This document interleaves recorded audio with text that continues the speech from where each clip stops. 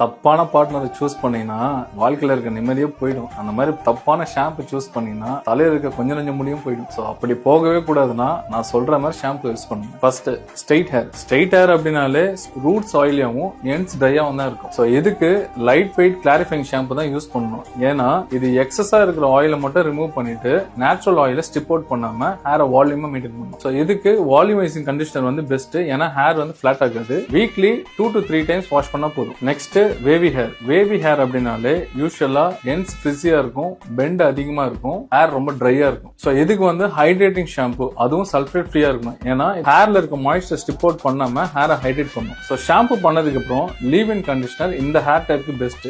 ஏன்னா moisture balance பண்ணி hair நல்லா பவுன்ஸா காட்டும். சோ இந்த ஹேர் டைப்க்கு வீக்லி த்ரைஸ் ஹேர் வாஷ் பண்ணா போதும். கடைசியா கர்லி ஹேர்ல நார்மலா ட்ரைனஸ் அதிகமா இருக்கும். இதனால ஹேரோட கர்ல் பேட்டர்ன் இர்ரெகுலரா இருக்கும். இது மட்டும் இல்லாம கர்ல்ஸ்மே வந்து ஈஸியா ஃப்ரிஸியா இருக்கும். சோ இதுக்கு வந்து மாய்ஸ்சரைசிங் ஷாம்பு யூஸ் பண்ணலாம். அதுவும் சல்ஃபேட் ஃப்ரீயா இருக்கும். ஏன்னா ஹேர்ல இருக்க நேச்சுரல் ஆயில் ஸ்டிப் அவுட் பண்ணாம ஹேரை கிளீன்ஸ் பண்ணும். கர்லி ஹேர்னாலே டீப் கண்டிஷனிங் தேவைப்படும். இதுக்கு கர்ல் டெஃபினிஷன் மாஸ்க் தான் யூஸ் பண்ணணும். So weekly maximum 2 times hair wash பண்ணா போதும். ஏன்னா ஓவர் வாஷ் பண்ணீங்கன்னா கர்ல் பேட்டர்ன் டிஸ்டர்ப் ஆகும். சோ எந்த ப்ராடக்ட்டை ஸ்பெசிஃபிக்கா யூஸ் பண்ணணும்னு தெரியணும்னா ஷாம்புன்னு கமெண்ட் பண்ணுங்க, நான் டீடைல்ஸ் ஷேர் பண்றேன்.